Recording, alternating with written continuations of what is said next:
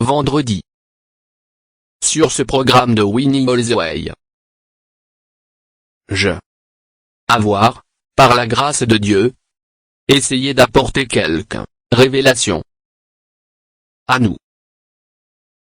Le vendredi, je nous ai parlé de messages dans un gâchis. Et samedi, je nous ai parlé sur la liberté et la servitude. Aujourd'hui je veux parler du voyage qui apporte du changement. Le voyage, la mission, qui apporte transformation. Voyage, qui apporte changement. Le voyage qui amène changement. J'ai juste environ 2 choses ou 3 choses à partager avec nous. Le numéro 1 est que nous sommes tous en voyage. Tu es en voyage. Je suis en voyage. Cela dépend du voyage que vous faites. Parce que nous voyageons tous. La vie n'est pas censée être stagnante. La vie n'est pas destinée à être en stagnation. Si vous lisez 2 endroits dans les Écritures, le début de toute la Bible et le fin de toute la Bible, vous allez voir des vies émouvantes.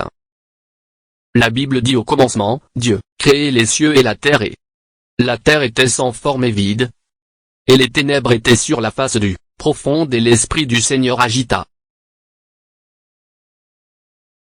Depuis le jour où l'Esprit du Seigneur déplacé, il n'a jamais arrêté. Alors tu vas au dernier chapitre et les derniers versets de la Bible se terminent par « Ainsi vient le Seigneur » afin qu'il avoir un mouvement, bouger et venir. Alors qu'est-ce que je dis aujourd'hui? Ta vie est en voyage. Tu peux me demander, homme de Dieu, quel voyage suis-je sur? Nous sommes tous sur des parcours différents. Ce pourrait être un voyage de foi. Comment vous servez Dieu est un voyage. Vous entrez dans votre voiture et vous êtes venu à cet endroit aujourd'hui. Comme les gens sont dans différents endroits, vous êtes en voyage de foi. La façon dont vous servez votre Dieu est un voyage. Parfois tu vas à la librairie, tu achètes des livres avec lesquels vous voulez servir Dieu. Tu pries, tu jeûnes, tu fais les choses de le voyage de la vie. Nous avons donc un voyage de foi. Ensuite nous avons voyage conjugal. Depuis le jour où tu t'es uni à votre mari ou votre femme, c'est un voyage du mariage. Bon nombre de ces voyages se terminent par difficulté. Certaines personnes gazent en vrac sur le trajet. C'est pourquoi vous voyez les gens rétrogradés. Toi, avez été sur votre chemin de foi jusqu'à ce que vous perdiez du gaz.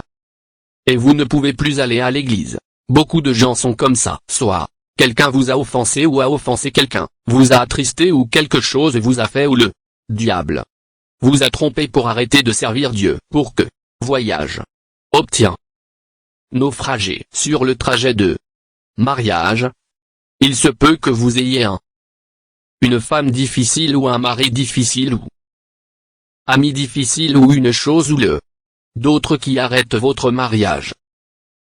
Pour que le voyage s'arrête, je veux toujours conseiller les gens, être prudent pendant le voyage que vous faites, afin que vous ne l'arrêtez pas. Pour que le voyage se termine, ou nous lisons dans le livre de Jean, numéro 2 chapitre 19, et verset numéro 30. Jésus a dit quand il a terminé son voyage, ce est achevé. Puisses-tu finir ton voyage, puisses-tu. Je termine mon voyage. Certaines personnes sont en voyage d'affaires. Et le commerce. Le travail que vous faites est un voyage. Le travail que vous faites, qui vous rapporte de l'argent, est un voyage de votre métier, parcours de votre entreprise. Voyage de ce que vous faites votre travail. C'est un voyage. Et à la fin du voyage, la personne prend sa retraite. Parce que ce voyage rapporte de l'argent. Votre poche c'est un voyage. Certains sont dans le parcours des universitaires. Vous êtes toujours. Poursuivre, tu veux apprendre. Vous êtes éduqué. C'est un voyage. Jusqu'à ce que vous ayez acquis suffisamment. Connaissance, information, compréhension, puis, le voyage sera terminé. Vous recevez alors un certificat. Ou vous recevez un diplôme. C'est un voyage. Alors vous pouvez dire à vos enfants comment vous acquis ce certificat parce que vous étiez en voyage. Chaque voyage tous les voyages a des sacrifices à faire. Vous ne pouvez pas entreprendre un voyage sans sacrifice. Je le répète, vous ne pouvez pas vous engager sur un parcours conjugal. Vous ne pouvez pas vous engager au service de Dieu. Voyage. Vous ne pouvez pas vous engager au service de votre entreprise universitaire. Sans sacrifice, ils prennent tous sacrifice, et d'ailleurs, la vie elle-même est un sacrifice. Tout ce que tu ne veux pas sacrifier n'en vaut pas la peine. Tu veux te marier et tu veux vivre en homme marié. Cela vient avec le sacrifice de responsabilité.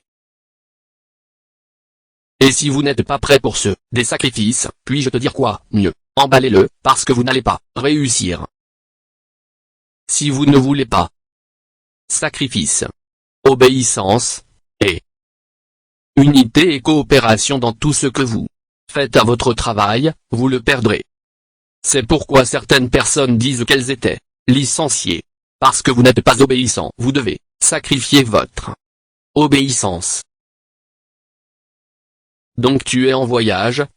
Je suis en voyage. Selon l'endroit où vous sont dans votre voyage, ma grande question aujourd'hui à quelqu'un est: quelle distance as-tu parcouru dans ce voyage?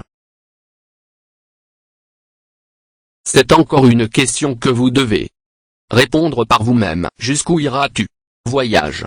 Dans ce voyage, allez-vous mettre fin à votre bien voyager? C'est une question. Finirez-vous bien ce mariage? Ce n'est pas comme ça qu'on entre en lune de miel. Rappelez-vous qu'un jour viendra où le miel dans la lune sera léché. Alors vous commencez à voir qu'il y a quelques expériences amères dans le mariage. C'est alors que vous commencez à demander: puis-je continuer ce voyage? Puis-je le faire dans ce voyage? Rappelez-vous que servir Dieu est un voyage. Et servir Dieu n'est pas facile. Puis-je le redire pour qu'il coule dans ton âme? Ne pense pas qu'il soit facile de suivre Dieu. Vous voyez, beaucoup d'entre nous sont toujours heureux d'aller à l'église. Nous voulons servir Dieu. Nous dansons, applaudissons, chantons et nous nous sentons bien. Laissez-moi vous dire la vérité, j'ai été suivre Dieu pendant des années. C'est fastidieux. Travail. C'est trop dur. Il est difficile de servir Dieu, de suivre Jésus, parce que c'est une œuvre de foi. La Bible dit: le juste vit par la foi. La foi est: je ne connais pas le voyage que je suis. Passe, je ne sais pas ce qui va se passer, arriver le lendemain, mais je suis toujours en voyageant. Je ne sais pas comment va ma vie continuer, mais je voyage toujours. Je ne sais pas ce qui va se passer le lendemain, mais je continue d'espérer, je continue tenir le coup. Suivre Jésus est la chose la plus difficile à faire. C'est trop dur que beaucoup de gens finissent. Fait naufrage, puis fiasco. Fiasco signifie dans des situations dangereuses. Donc le voyage que vous faites compte beaucoup. Et ne pense pas que tu n'iras pas sacrifier. Dans ce voyage, tu dois sacrifier. C'est la première chose que je veux. Dites-nous que nous sommes en voyage. Vous êtes en voyage. Paul était sur le cheminement de sa foi. Il servait Dieu avant de pouvoir faire cette déclaration dans le livre de 2 Timothée chapitre 4 versets 7 et 8. Ça lui a pris des larmes, ça lui a fait des blessures, ça lui a pris de la peine, il lui a fallu sa vie pour faire cette déclaration. Dans le 2 Timothée chapitre numéro 4, au verset 7, et vers numéro 8.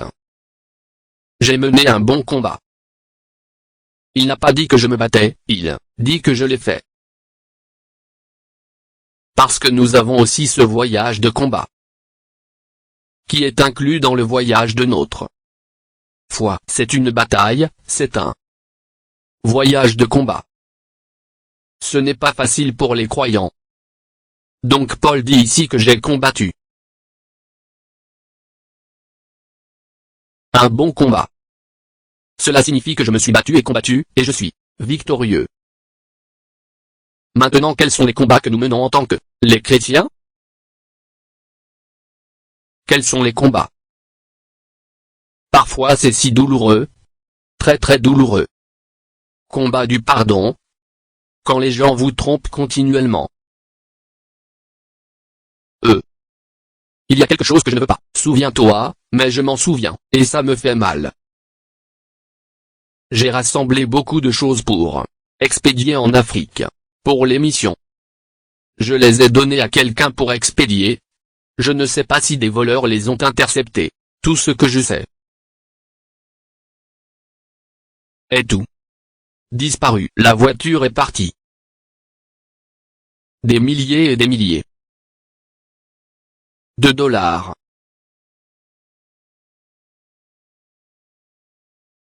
Le gars ne voulait pas être responsable. Sais-tu que j'ai pris ma décision, dans une semaine pour... Oublie ça. Dieu a dit que c'est la bataille du combat. Bataille pour libérer les personnes qui ont te faire du mal. Il y a des gens qui sont là pour vous vous trompez, faites avis. Désabusé et malheureux, mais tu dis Seigneur je leur pardonne, c'est le se battre. Aimer les gens qui vous détestent, c'est un grand se battre. Priant pour ceux qui utilisent malencontreusement vous, est une bataille. Parfois ça fait mal au cœur. Pourquoi est-ce que beaucoup de les chrétiens meurent d'arrêt cardiaque? Parce que nos cœurs sont grièvement blessés. Jésus est mort d'un cœur brisé. C'est douloureux d'être chrétien. C'est un grand voyage. Paul a dit que j'avais mené un bon combat. Cela signifie que je leur pardonne tous. J'ai vécu une vie digne de émulation. Je ne tiens personne en rançon. Leur sang est entre mes mains. Il a dit que j'avais fini mon cours, fini mon voyage, j'ai fini mon voyage. C'est ce qu'il dit ici. J'ai gardé la foi. C'est le témoignage de Paul. J'ai voyagé et mon voyage est réussi. À propos de son voyage, il a dit, en vers numéro 8, dit-il à la fin de ce voyage, il est désormais prévu pour moi la couronne de justice, que le Dieu Tout-Puissant m'a gardé. Comme vous êtes dans ce voyage un jour va venir, quand tu seras récompensé. Je demande à quelqu'un, est-ce que tu diriges ça, bien voyager? Le voyage de votre mariage, comment est-il? Va finir, allez-vous recevoir, bienvenue? Le chemin de la foi. Allez-vous dire comme Paul il y a couronne qui m'attend. Le parcours de vos universitaires, êtes-vous, va le faire avec de bonnes notes? Le voyage de ta vie, comment ça va finir? Sais-tu qu'il y a beaucoup d'arrêts, signes sur le chemin? Et vous savez qu'il y a beaucoup de feux de circulation? Et savez-vous qu'il y a beaucoup de routes sinueuses, vallées, montagnes, et les collines. À chaque voyage que nous effectuons, il y a route caouteuses. Pas de route. De tout voyage est lisse. Puis-je le répéter, pour qu'il résonne dans votre esprit. Pas de voyage de la vie est lisse. Pas de voyage. Non. Le voyage est fluide. Pas de voyage. Pas de voyage. Je regardais quelque chose à la télé. Les gens avaient deux options pour choisir celui qu'ils préfèrent. Première option. Choisir de faire quelque chose de dangereux, ou, deuxième option, quelque chose à propos de votre mariage. Certains ont choisi la deuxième option. Je ne veux pas mon mari ou je ne veux pas de ma femme. Laissez-moi. Dis-moi, le mariage est une chose sérieuse. Vous voyez certaines personnes sauter dedans. Les études universitaires sont sérieuses. La foi est sérieuse. Il doit y avoir sacrifice consenti pendant le voyage. Alors Paul était sur le chemin de la foi. Et comme il faisait ce voyage, il est venu à une situation dans le voyage pour prouver si cela. Il doit continuer le voyage. Bien. Ou d'abandonner. Il a été arrêté. Il a été emmené à Césarée. Comparaître devant Ponce Festus. Ce n'était pas facile. Tu vois, on pense que le christianisme est facile parce que vous priez, et Dieu répond à votre prière. Et si Dieu refusait de répondre à votre prière? Et si tu étais jeté dans gallon de huile chaude, comme Jean le bien-aimé? Que faire si vous êtes abandonné, jeté sur un île où il n'y a pas de nourriture?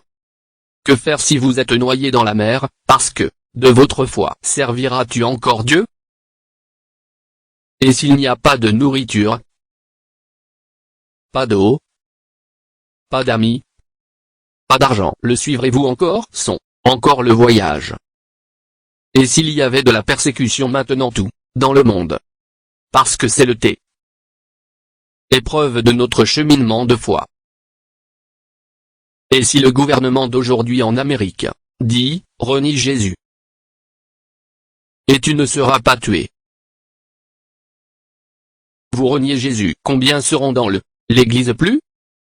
Combien? Voir la petite pandémie qui s'est produite il y a quelques mois. Voir les gens de l'église ne sont plus servir Dieu. Jusqu'où allez-vous voyager dans ce voyage?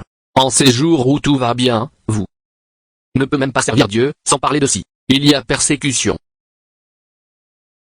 Et si aujourd'hui, le gouvernement de cette terre, l'Amérique et partout dans le monde disent sauf que vous prenez la marque 666, vous serez tué. Combien sont encore prêts ici? Je ne le ferai pas, c'est que je ne crois pas.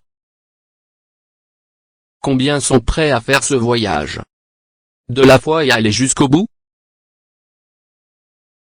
Direz-vous que je suis prêt à jeter mon sang, si je péris, je péris. Pour ta foi, pour ce que vous croyez. Paul pour ce qu'il croyait. A été emmené en prison. Iriez-vous en prison? Le christianisme n'est pas facile. Le christianisme n'est pas Dieu, donne-moi nourriture, donne-moi du pain, donne-moi du miel parce que c'est pour cela que vous priez. Si c'est le christianisme, je démissionne. Ce n'est pas le christianisme. Le christianisme est souffrance, c'est douleur. Toi. Faire et traverser la douleur. Mettre. À traverser, c'est le sens de christianisme. Tu souffres ce qu'il a souffert. Vous avez été tué, comme il a été tué, et c'est pourquoi Paul a dit dans le livre de Philippiens 3. Au verset numéro 10. Verset numéro 10. Il a dit que je le connaissais peut-être et que, puissance de sa résurrection, et la communion de sa souffrance rendue conforme jusqu'à sa mort. Il a dit que ma vie veut se conformer à sa mort. Regarde ça, que je le connaisse. Afin que je connaisse la puissance de son résurrection, La communion de sa souffrance, c'est ce que je veux savoir. Êtes-vous prêt pour cela ou vous êtes juste allez à l'église parce que tu veux danser et taper dans vos mains et réjouissez-vous. Le christianisme ne réjouit pas les chrétiens. C'est la douleur. C'est un voyage. La communion de son être souffrant, rendu conforme jusqu'à sa mort.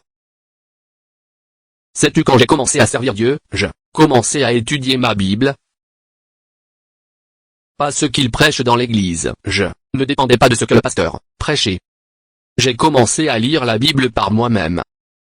Et par moi-même,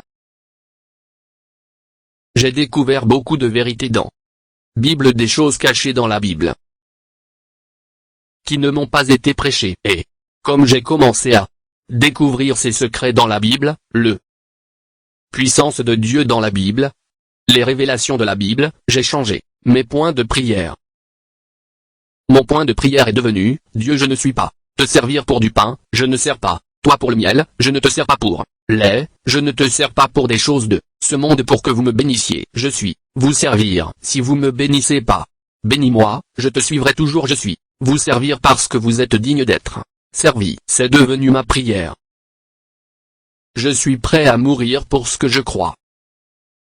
C'est ma prière même demain. Je ne suis pas servir Dieu parce que Dieu devrait me bénir. Je n'en ai pas besoin.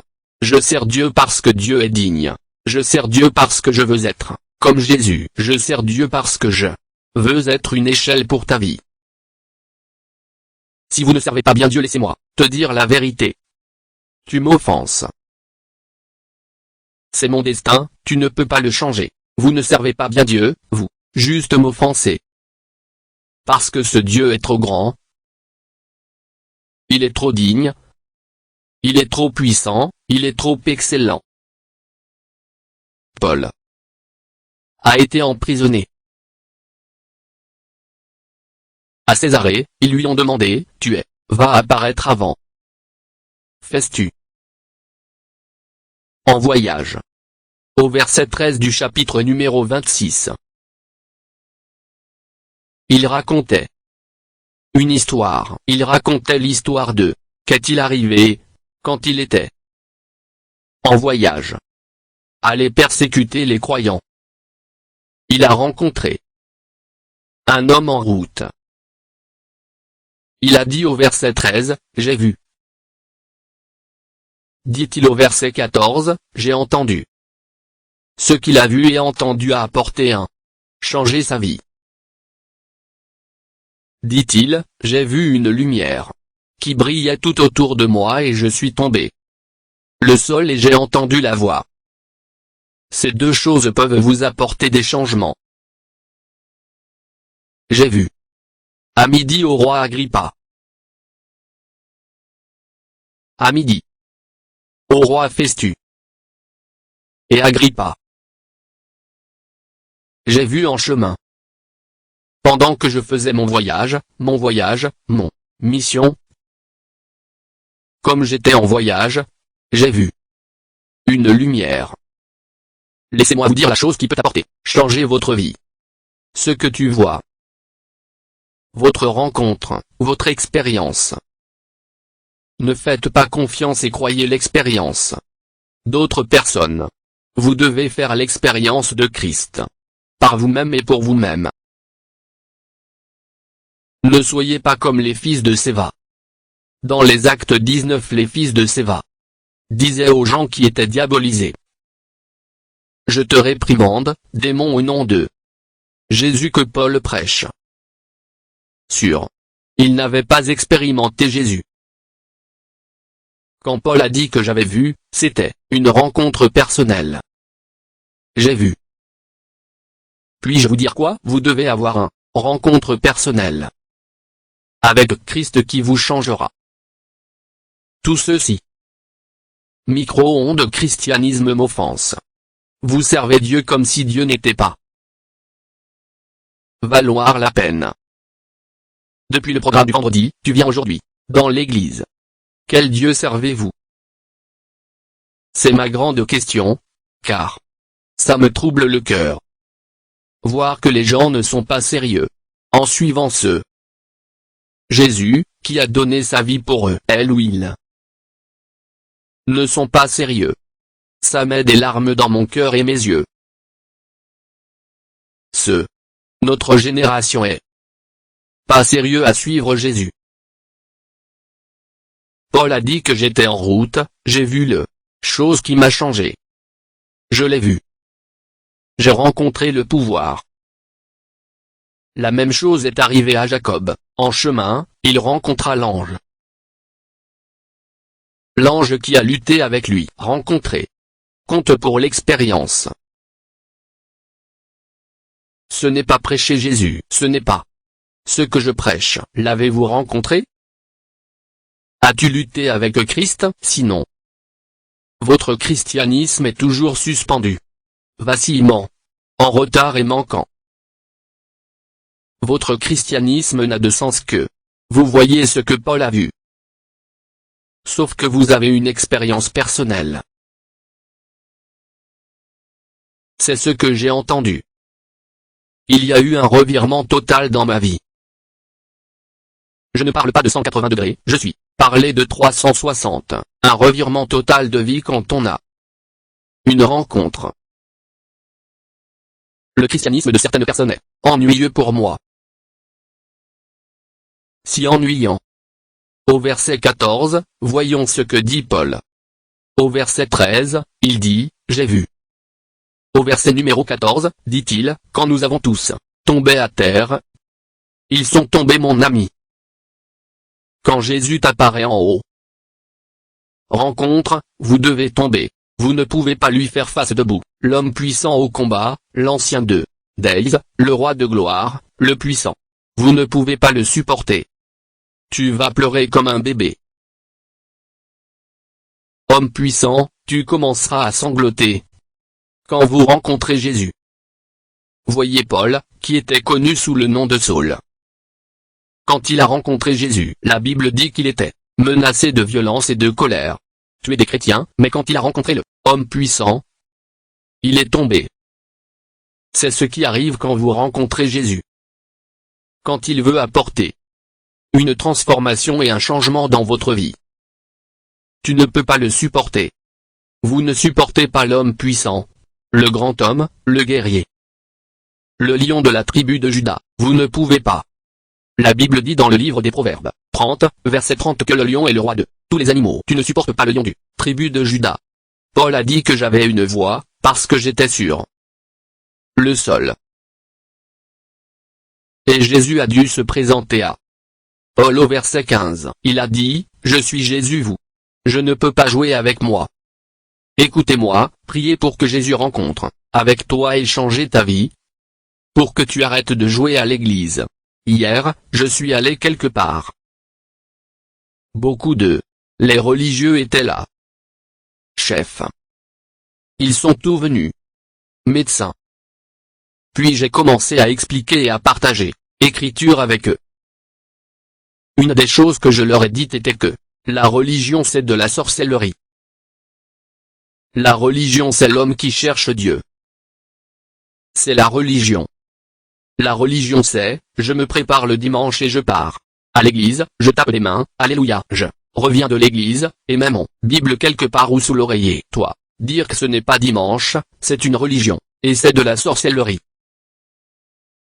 Religieux est, je peux aller n'importe où et la camaraderie ce n'est pas grave. Nous sommes tous servants Dieu, même si je vais dans un mosquée, ou à n'importe quelle église. Tu es une personne religieuse, c'est de la méchanceté. Tu es trop religieux. Religieux est, d'un dimanche au dimanche prochain, vous ne sortez jamais votre Bible à lire mais dire que tout va bien. J'avoue.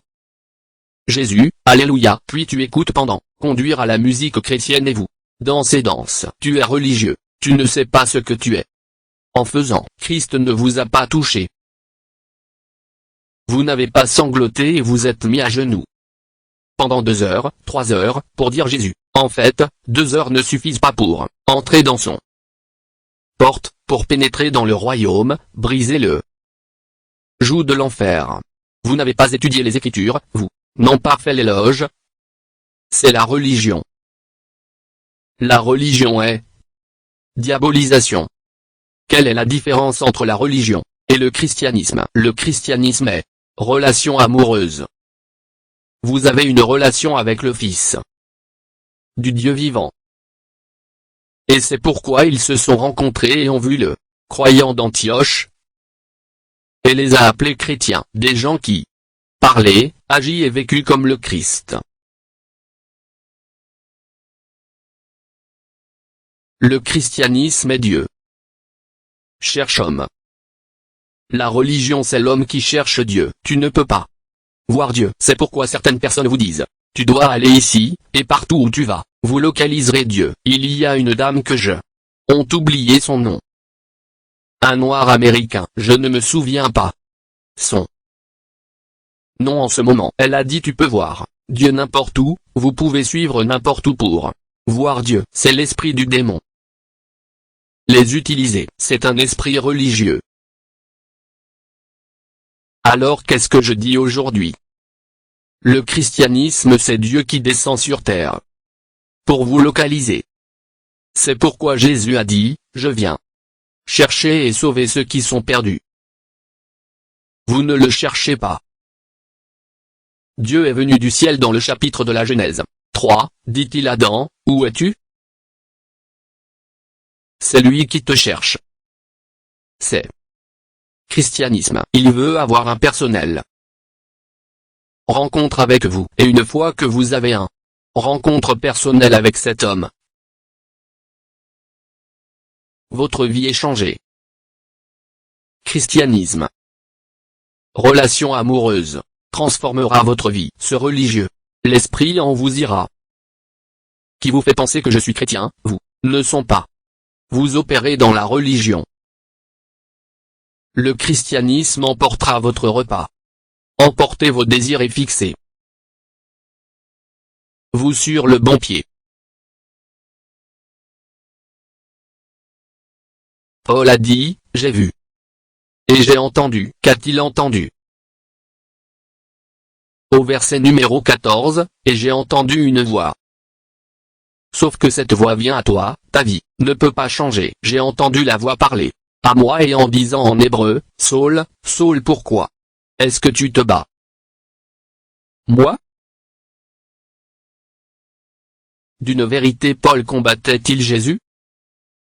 Pas directement, Paul se battait, les chrétiens. Et parce que le christianisme, croyant, signifie beaucoup pour Christ, il est notre chef. Quiconque combat le corps de Christ, me combattant, combat Christ.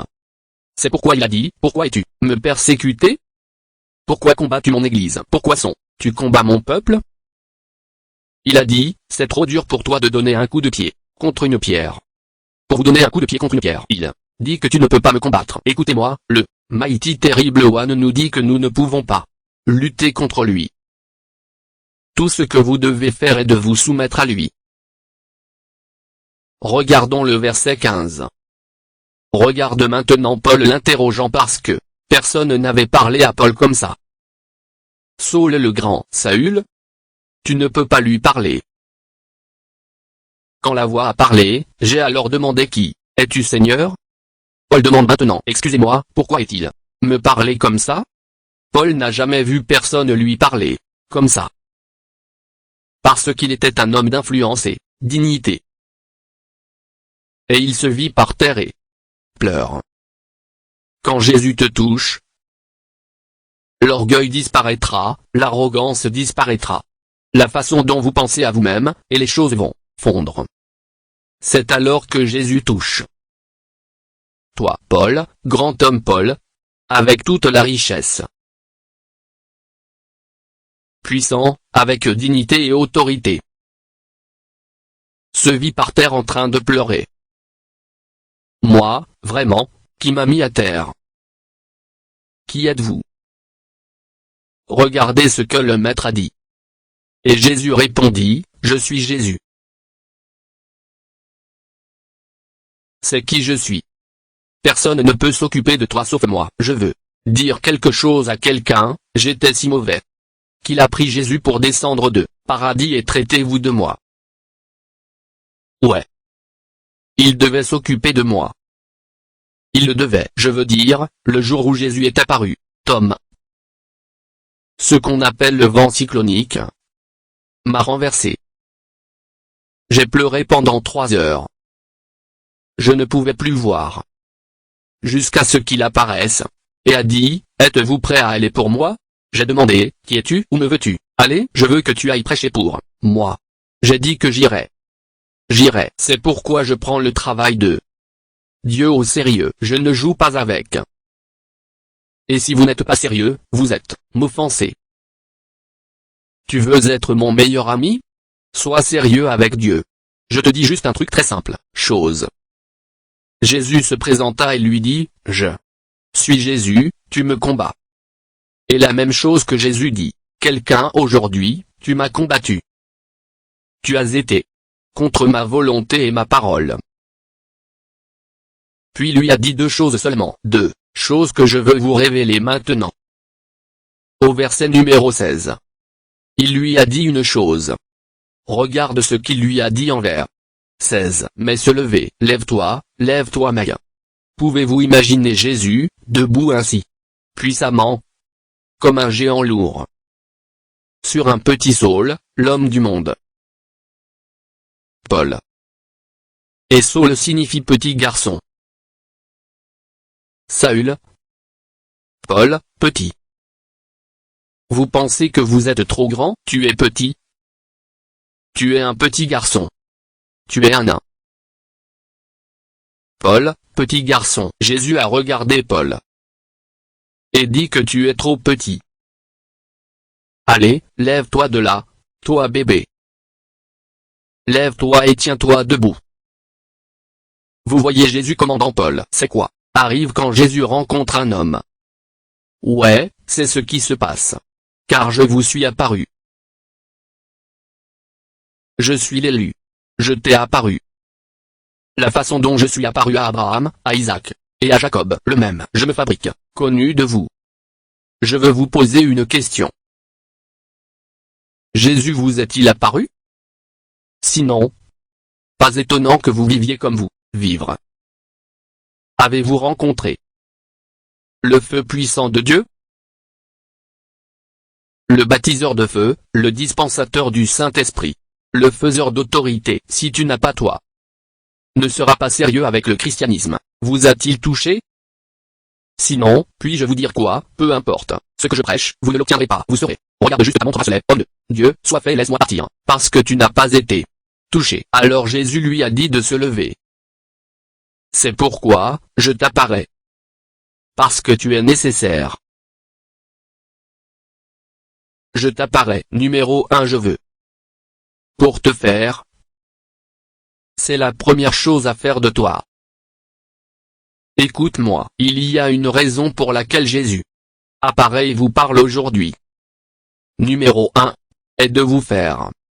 Quand il a vu Peter, James, John et Andrew, la première chose qu'il leur a dit, venez laissez-moi faire. Toi. La première chose que Dieu fera avec vous avant qu'il ne commence à vous utiliser est de vous préparer. Il a dit laisse-moi te faire un ministre. Laissez-moi vous préparer. Il a dit à Peter et James et John et Andrew, il a dit viens je te ferai venir, être des pêcheurs d'hommes. La fabrication est plus importante que la travail. Vous devez dire à Dieu, faites-moi, c'est plus important. Il a fallu Dieu des mois et des années pour me préparer à son travailler. C'est pourquoi je ne le prends pas pour acquis. La préparation. Veux-tu que Dieu vous prépare? Pour que tu arrêtes d'être à la traîne dans son travailler. Vous arrêtez de le déshonorer. Vous arrêtez de vous disputer avec lui parce que tu se disputer.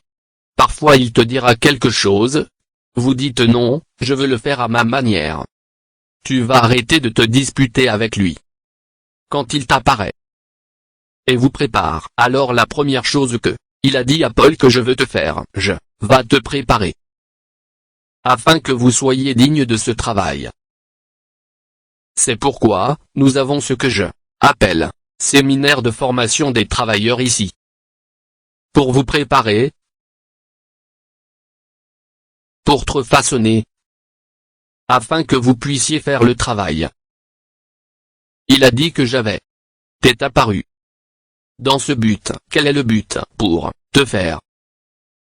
Il y a tant de pasteurs, prophètes, apôtres, avec nom et par nom, là-bas, qui ne sont pas dignes d'être appelés pasteurs.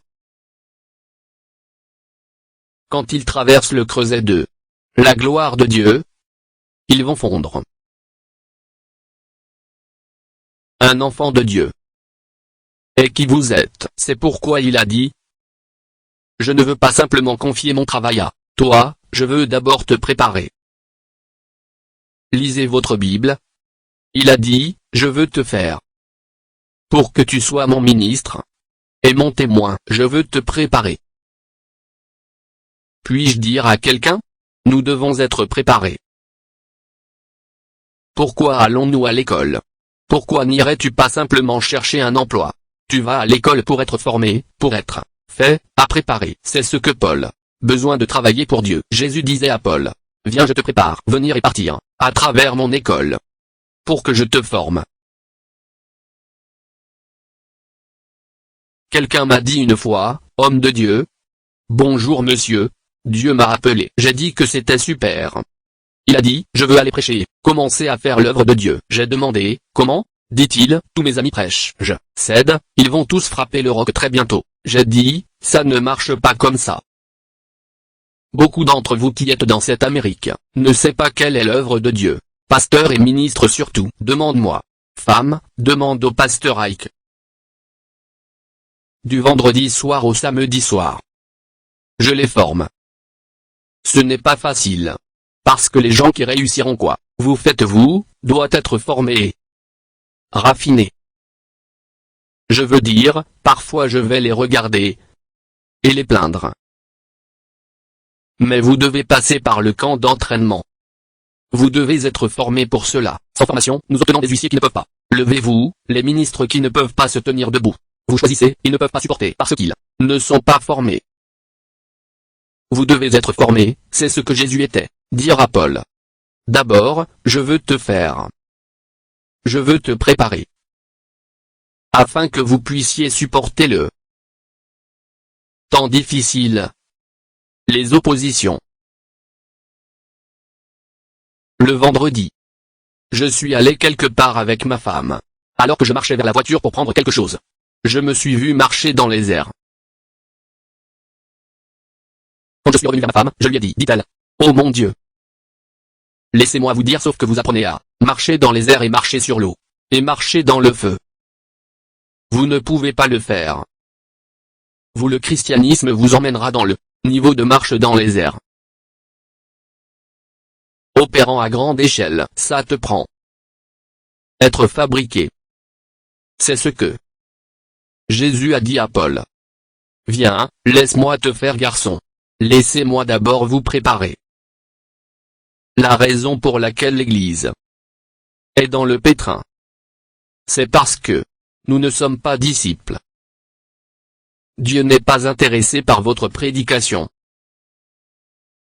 Dieu n'est pas intéressé par votre chant. Dieu n'est pas intéressé par votre prophétie. Dieu ne s'intéresse à rien de ce que vous faites pour lui. Dieu s'intéresse à toi. Être fabriqué. Il veut que vous passiez du temps avec lui. Et être prêt pour toute bonne œuvre. C'est le premier numéro 1. Chose que Dieu veut faire. Numéro 2. Allez au numéro 2 verset.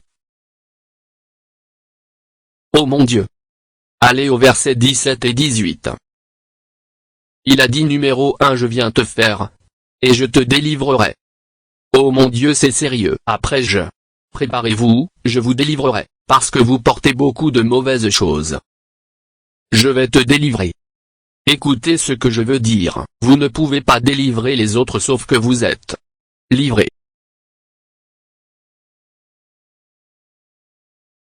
Quelqu'un dans ce pays priait pour les malades, elle a levé la main sur le malade et le démon dans la personne est entré en elle.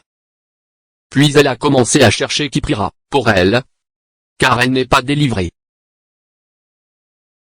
Soyez prudents avant d'imposer les mains. Il y avait des pasteurs et quelques. Les gens étaient le long de la route à faire délivrance sur les gens. L'un d'eux qui n'a pas été entraîné, a mis la main sur un fou. Et comme il le regardait, lui-même, a tiré ses vêtements et est devenu fou. Pourquoi il n'avait pas été livré? Fais attention. Parce que si vous n'êtes pas formé, vous ne pouvez pas. Si vous n'êtes pas formé et que vous n'êtes pas livré, vous ne pouvez pas délivrer les gens. Vous devez d'abord être formé et livré à livrer. C'est ce que Jésus a dit, je suis descendu pour vous préparer et vous livrer ainsi. Que je t'enverrai vers les gentils. À vous de les livrer. Savez-vous ce qui se passe en Amérique, le monde occidental? Vous venez à l'église et commencez à pondre main sur les gens. Pas étonnant que tu sois parlé comme quelqu'un. J'ai vu dans le village. Parce que la personne à qui tu as posé la main peut être portant quelque chose que vous ne connaissez pas. Fais attention, vous devez être formé. Vous n'allez pas mettre la main dessus, Jean. Vous devez être formé sur la façon de se comporter dans le corps du Christ. Vous devez être formé. Beaucoup de gens entrez dans l'église en pensant, l'église n'a pas d'ordre, pas de règles. Non, vous devez être qualifié et être dirigé. C'est le travail. Puis au verset 18. Dit-il, comme je te faire et te délivrer, je t'enverrai alors. Après avoir été préparé, livré, vous commencerez à ouvrir les yeux de Jean. Tu leur ouvriras les yeux et tu les transformeras de l'obscurité à la lumière, du pouvoir du diable à recevoir le pardon. C'est en Christ. Tout d'abord, vous devez être préparé. Écoute-moi, je veux connaître. Voyez-vous, j'ai donné ma vie à Christ. Après que Christ m'ait préparé. Sais-tu ce qu'il s'est passé? J'ai donné ma vie.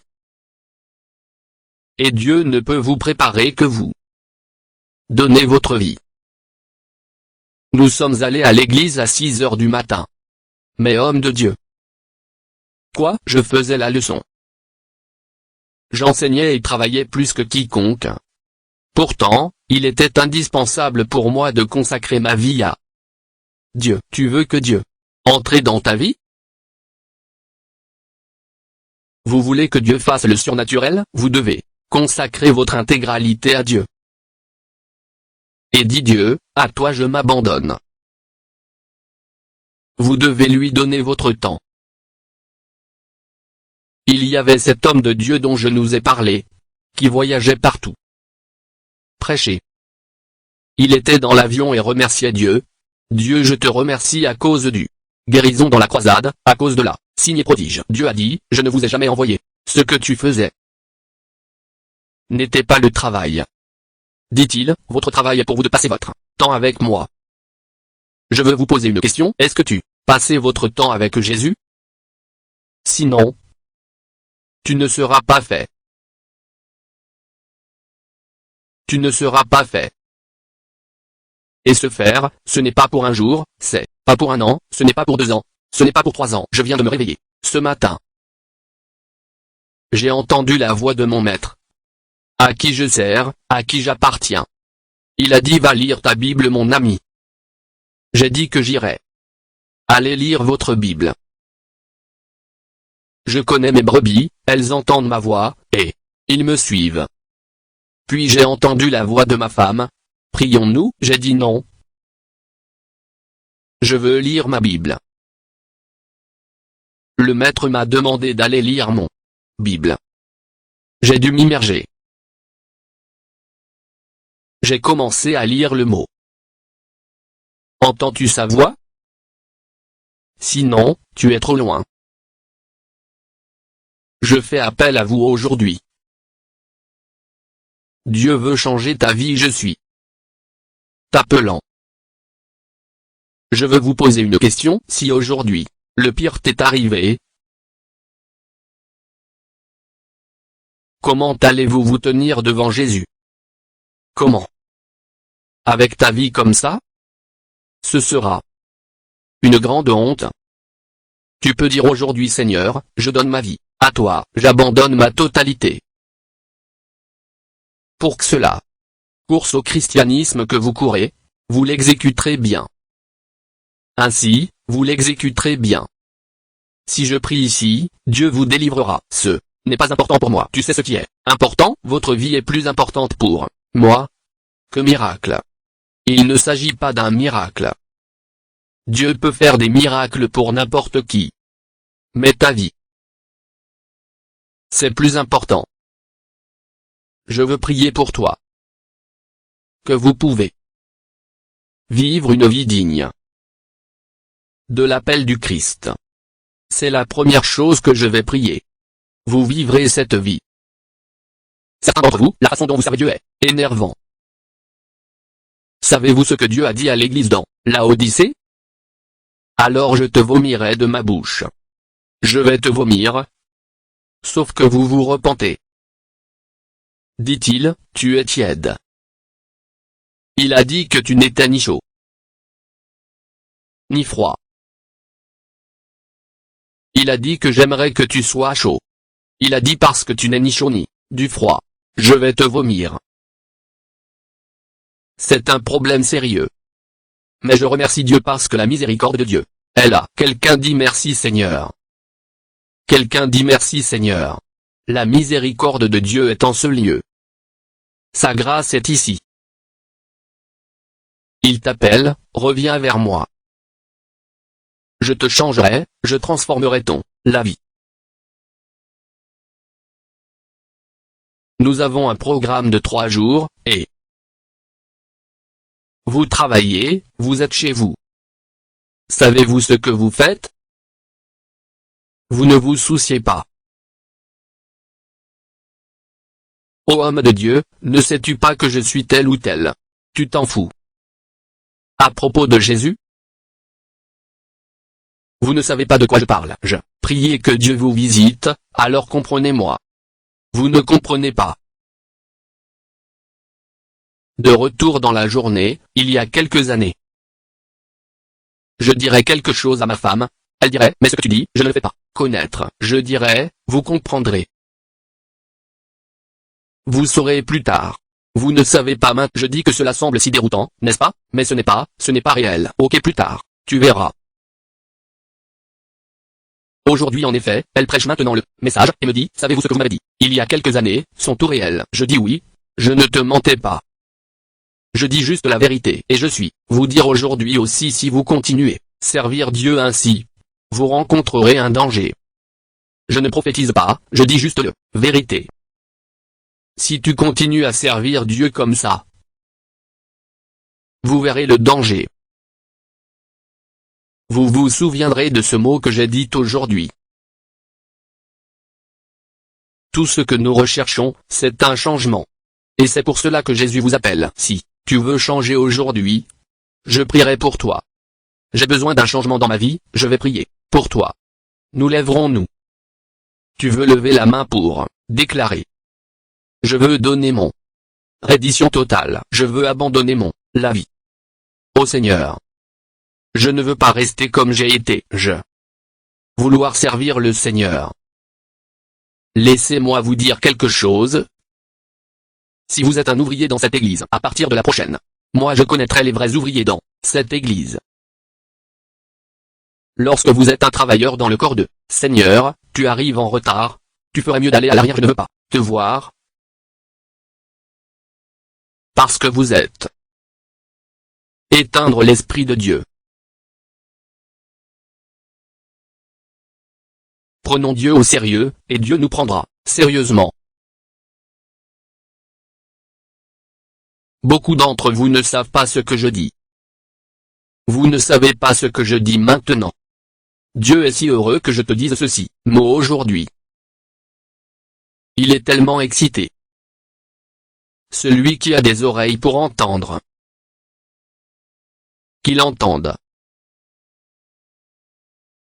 Je veux totalement abandonner ma vie à Christ. Il a rencontré Paul et a dit Paul, je veux faire. Toi et moi voulons te délivrer. Vous voulez que Dieu vous crée et change votre Vie, je prierai avec vous. Élève ta main, je veux prier pour vous maintenant. Je veux prier, ô Dieu.